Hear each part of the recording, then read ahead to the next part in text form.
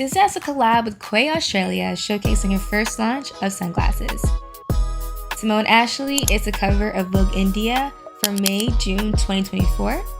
Styled by Nikhil Mansata, wearing House of Masaba, Pebble London, and much more other brands.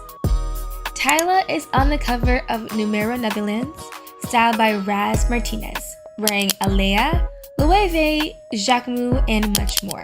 And this huge afro texture hair, just so big and so gorgeous.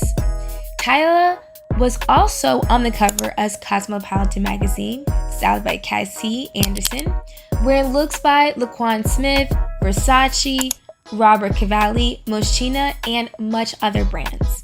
This cover also of Cosmo tied in well with her new music video, Jump, featuring Gunna, also on her new album, Tyla. And she's wearing a lot of major brands such as Laur, Diesel, D-Scare 2, Acne Studios, and much other brands that really do associate with Tyla's aesthetic. J Blige, the queen of iconic auntie playbook with them thigh-high boots, girl. Mary has her first official collaboration with Giuseppe Zanotto called the Mary Boot. Bella Hadid's press tour for her new fragrance, Orebella. She has been pulling up a lot from the archives with pieces such as Gucci Spring Summer 05 to Dolce Gabbana Spring Summer 03, and this beautiful keffiyeh dress by Michael Andhushi in 2001 in honor of her Palestinian ethnicity. Always, always, always free Palestine.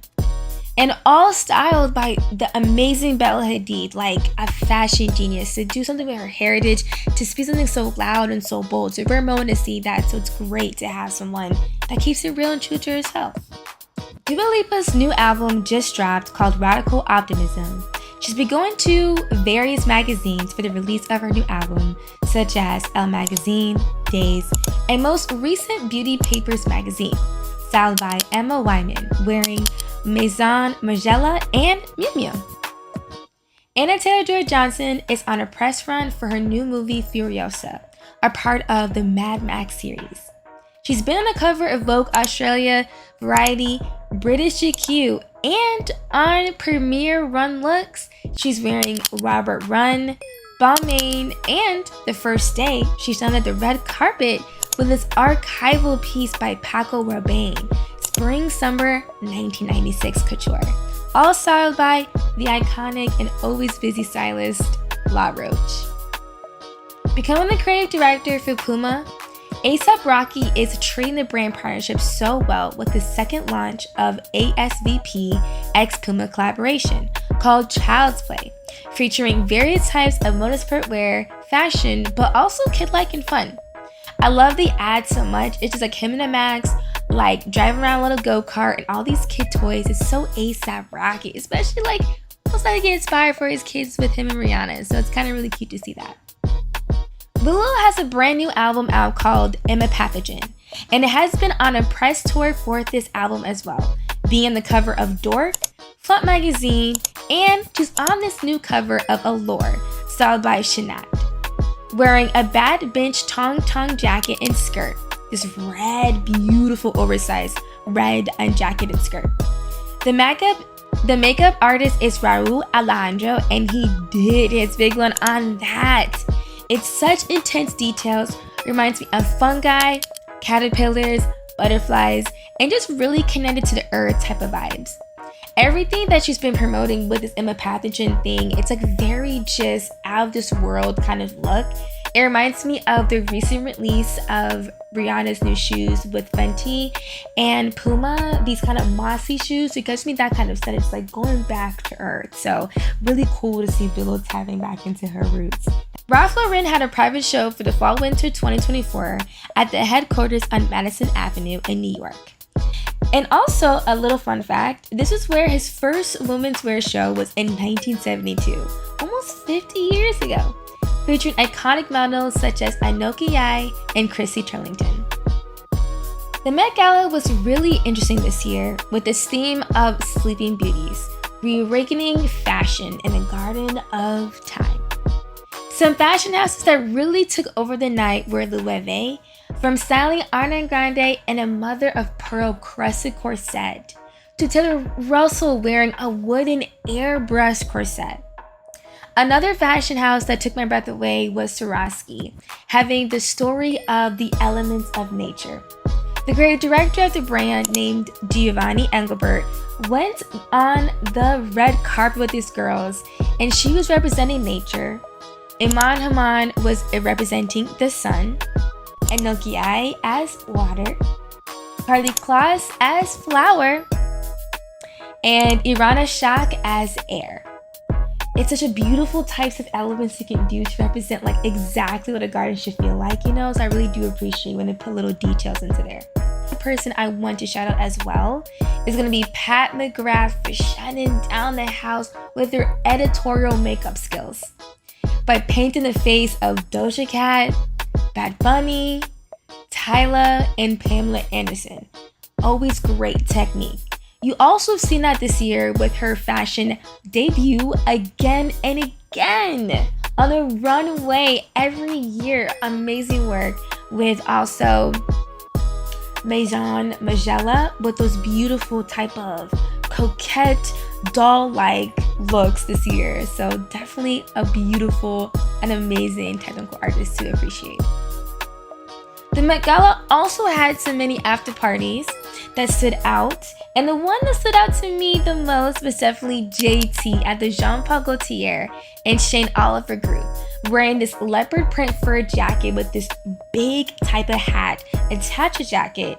All Jean Paul Gaultier art is back with Cate Blanchett on the cover of Cap 74024 magazine, styled by Eileen Myrick, with this big red shadow attacking her at every type of scene. Seems like she's like fighting and cut it up stuff as she goes in this shoot. Telfar drops a distressed denim bag in blue and also in black. Doechii and JT have released an alternate video for their single Alter Ego, followed by an EP with a swamp mixes featuring Kate Trinata, Precious, and Von Bosch. This video is like an experiment in a contaminated swampland. So creative and dope, and we love to see that from our Florida girls for sure. Regan Ashley was on the cover of Numero Magazine, styled by Lindsay Hartman. Milk has come back for All-Star Seasons with another stellar handmade dress. This time, it was hand-stoned by the Disco Daddy, inspired by Edvard Munch, The Scream. Over 500,000 crystals, and it took over 1,000+ hours to make. Gunna has dropped his first clothing line called P-Star, featuring various leather jackets, sweatshirts, jersey, and much more type of clothes. Very on brand for Gunna too, to come out with the signature jacket, because he's always, what? Pushing P? I'm pushing P. Laur has been having a busy fashion season with Zendaya. As Challengers just premiered this past month, they've been killing it with the press tour looks, and to finish off this press run, she has another Vogue cover in Australia. She's wearing Louis Vuitton and Bulgari. Gucci Cruise has launched a cruise line in 2025 in London with such stunning details with like sheer lace dresses, open gown capes, and oversized jackets. Such beautiful line for Gucci for the cruise line. Ayo Edebiri is the June cover for Vanity Fair, wearing her afro in its fullness with so many afro textured hairstyles.